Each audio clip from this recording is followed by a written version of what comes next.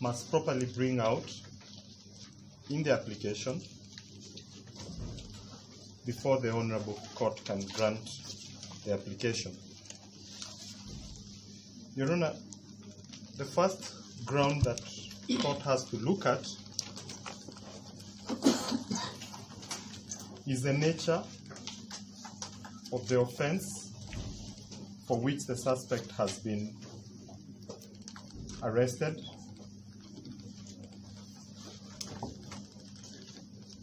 The nature of the offense for which the suspect has been arrested.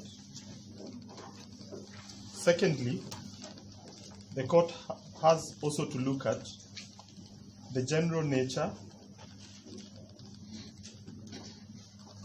of the evidence on which the suspect has been arrested, which will be equating to the issue of whether the police have probable cause or reasonable suspicion.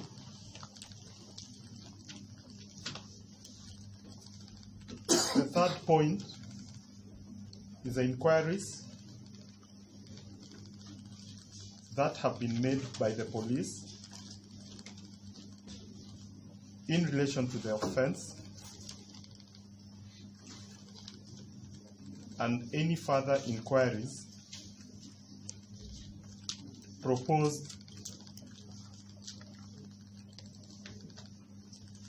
to be made by the police. And the last ground is that the reason necessitating the continued holding of the suspects in custody. In this, we'll be looking at whether there are compelling reasons to warrant the detention of the respondents.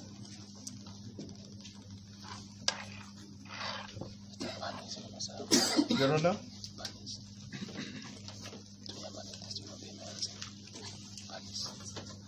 looking at the first ground,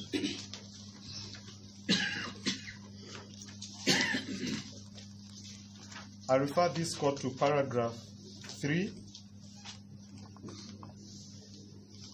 4, and 33 of the affidavit in support of the application, which brings out that the offenses being investigated arise from the Prevention of Terrorism Act,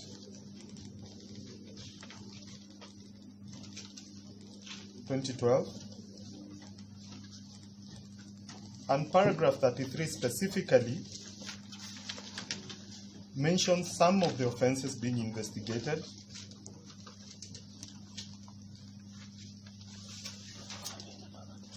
This includes conspiracy to commit a terrorist act,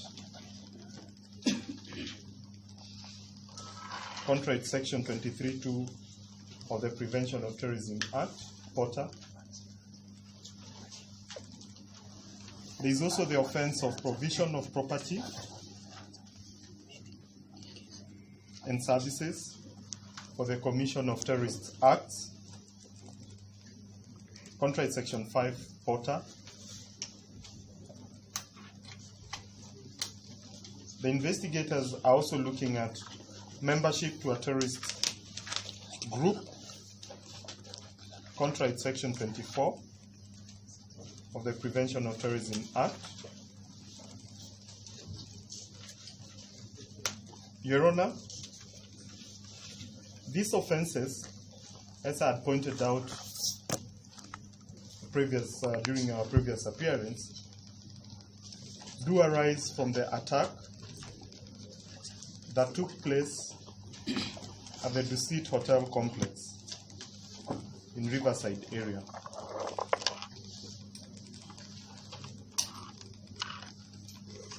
Your Honor, during this particular attack, as paragraph 3 and 4 state, a number of people lost their lives and others were injured.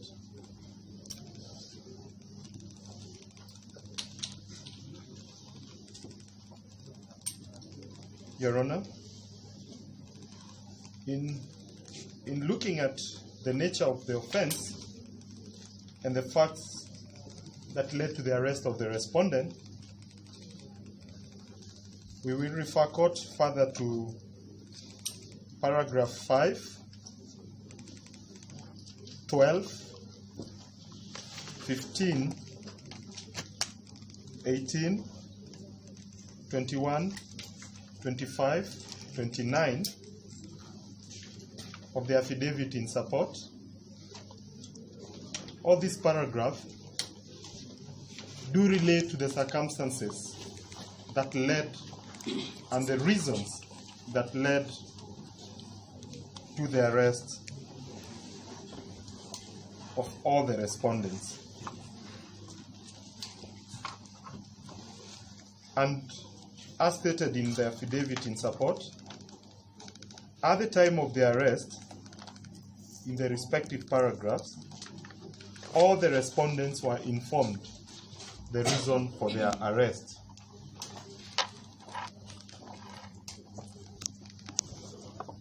This is also mentioned in paragraph 5 of the further affidavit.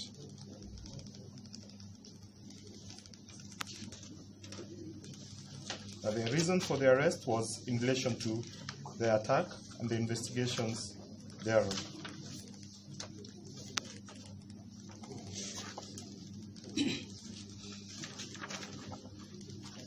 Your Honor, looking at the second ground,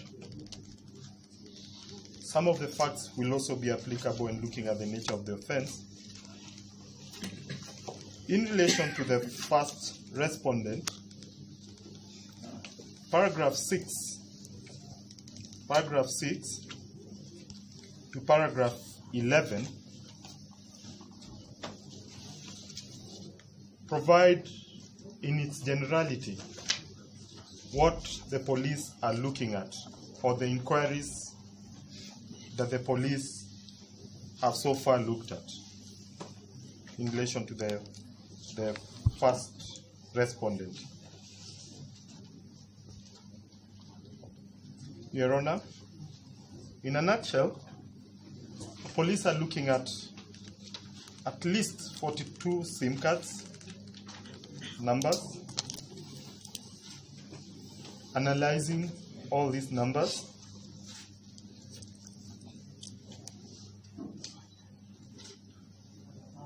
with a view of making a conclusion or coming to a conclusion whether there is any criminal culpability. Your Honor, further, in relation to the second respondent, the police are looking at paragraph, if I refer you to paragraph 16,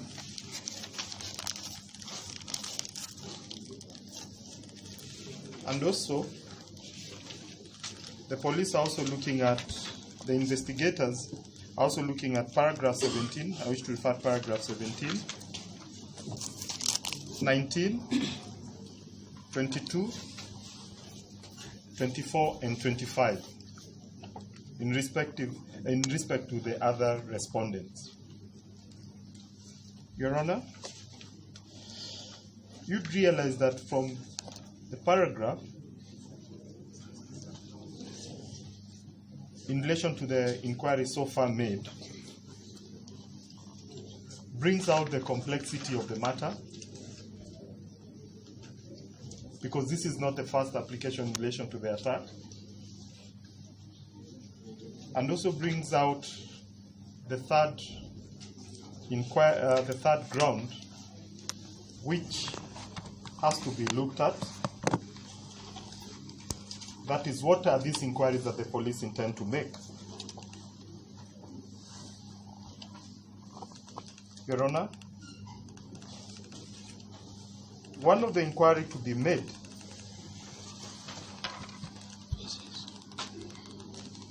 I refer to paragraph 7,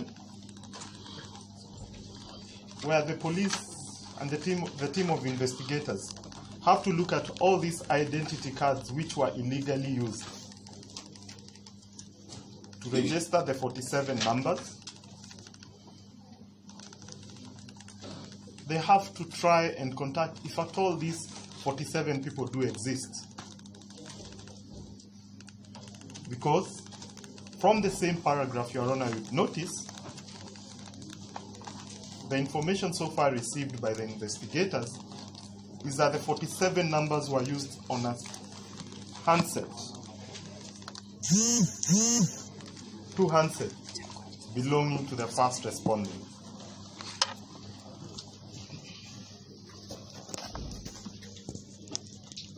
They were also the same numbers with a view of analyzing, that's as per the paragraphs that I've mentioned.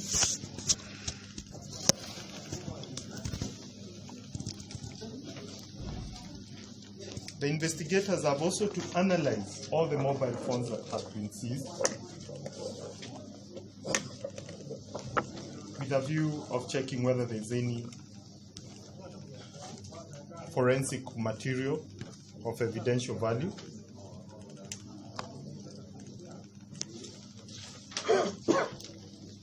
There is also a need to obtain the financial records of all the respondents. This includes bank account, any M-Pesa records or mobile money transaction that they could be having. Your Honor, so far, none of the respondents has been cooperative with a team of investigators.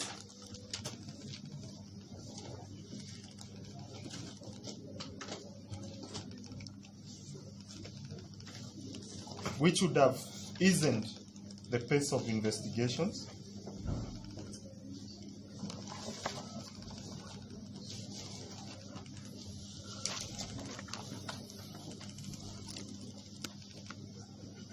Your Honor, the investigators also have to contact other agencies within and outside the country. As pointed out in paragraph 16 and certain other paragraphs, is that some of the calls that the respondents, especially the first to the fifth respondent, some calls were to South Africa, some calls were to Somalia, and the applicant, the Kenyan authority, do not have control at the pace which this would be obtained.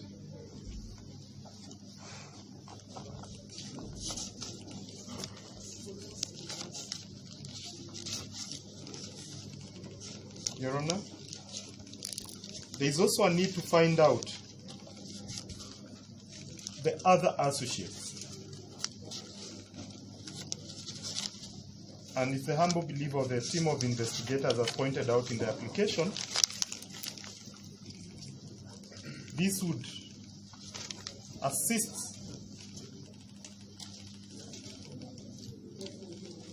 in knowing the entire persons who are involved in one way or another in facilitating the attack.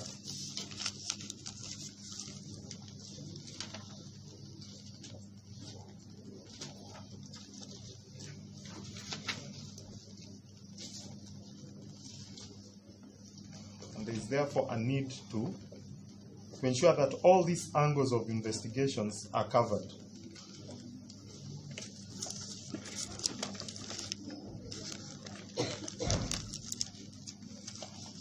Your Honor, in relation to the last ground, why they should continue being detained, Your Honor, this court has to look at what is being investigated, the nature of the offenses.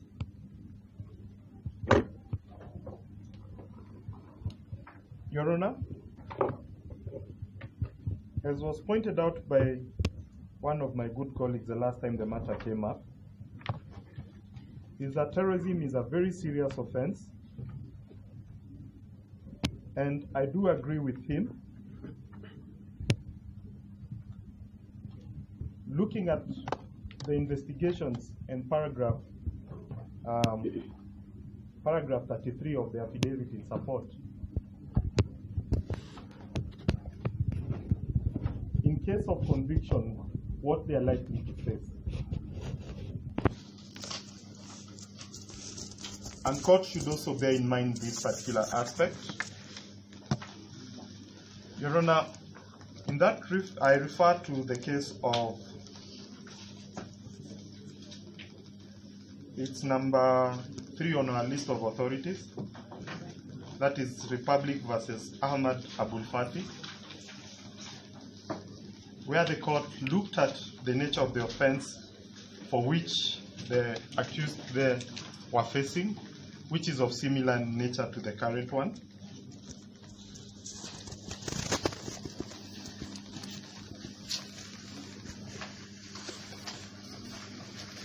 Your Honor, I also refer to the case of Uganda versus Dr. Ismail Kalule and 3 others,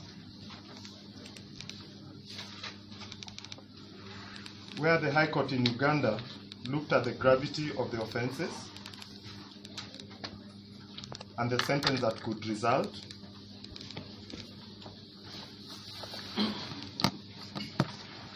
Your Honor, looking at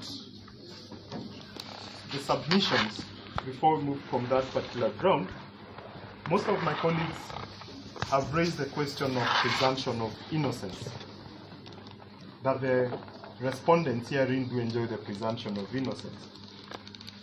Your Honor, I do refer to the case of Republic versus Milton Kabulit,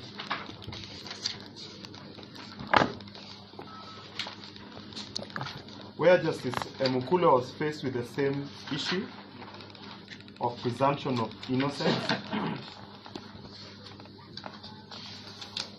And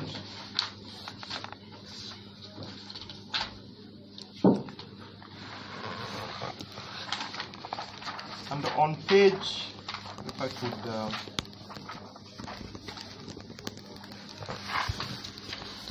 refer court to the specific paragraph where the judge, if I could read the quotation at page, sorry, the need is not numbered, but I'll indicate before the end of my submissions where the quote is. The pages were not numbered. Where the judge says that crimes are not equal in perception of the ordinary common man. That common man, in my view, is the rural man who makes a living and includes a lumpen, proletariat, the hoi polloi, who foot every morning.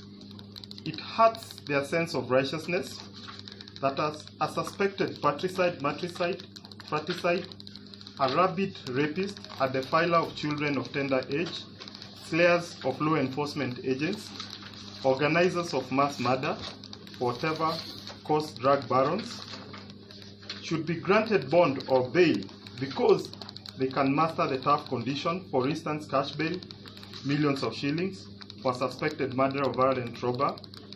Only the well-endowed and the peddlers of influence would meet such conditions once out of bail. The judge goes on and says that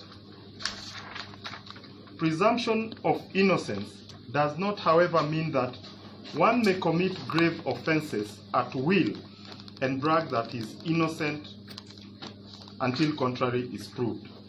To my mind, all that the principle means is that the accused shall be subjected to due process of the law before he is condemned, and, or more appropriately, he is, on the evidence, found guilty, convicted, and sentenced. Your Honor, therefore, the particular principle, as Justice Emukule stated, cannot be a bar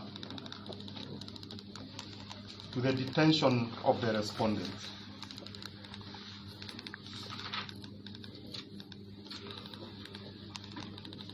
Your Honor, secondly,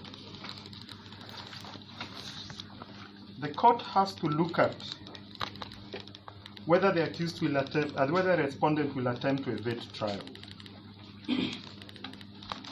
Your Honor, based on the leads that have been followed up by the team of investigators, as pointed out in the affidavit in support and the further affidavit,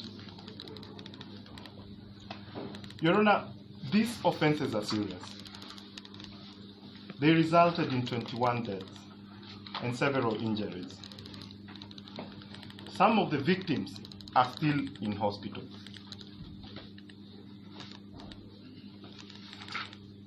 Cumulatively,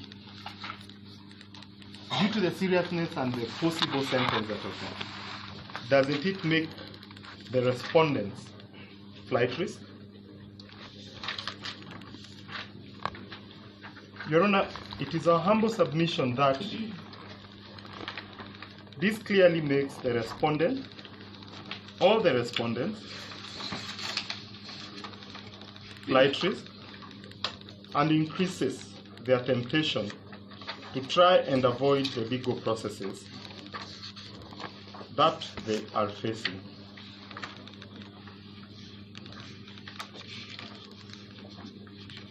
Your Honor, I wish to refer court to the case, still the case of Uganda versus Dr. Ismail Kalule, where the court was looking at